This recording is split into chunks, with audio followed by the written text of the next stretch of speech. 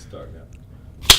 I think when people discuss marijuana and marijuana prohibition, I find it a very interesting and funny concept. I think it's probably one of the most confusing topics that we've ever faced. Prohibition, round one.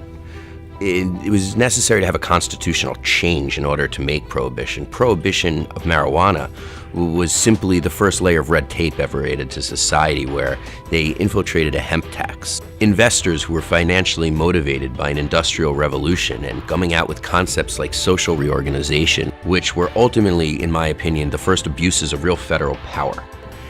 Henry Anslinger, who was basically the DEA of his time, and his wife's father's brother, Andrew Mellon, he wasn't only his boss, he was also the banker for the DuPont family, as well as being the Secretary of Treasury for Hoover. When you realize that they were coming out with patents on polyester and plastic and, emitting horrible, horrible travesties into our environment, hemp threatened the very patents and future of their industrial organization. William Randall Hearst, it was cheaper for him to cut down 4.1 acres of trees than it was to invest in hemp for paper.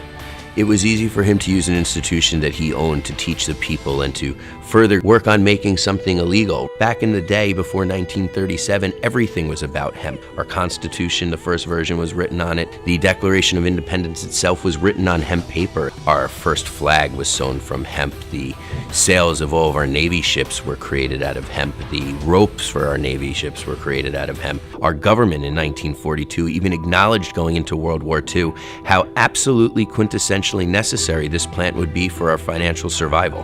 When these things changed, we gave up an entire industry for our country, and I think that can signify a lot of things in which are wrong with our country.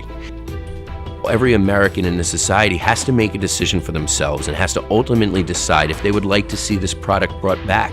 And if so, we're going to have to form a PAC to really look into, to really understand the legislature, and to really dissect this product and how to make it work best for our country as a society.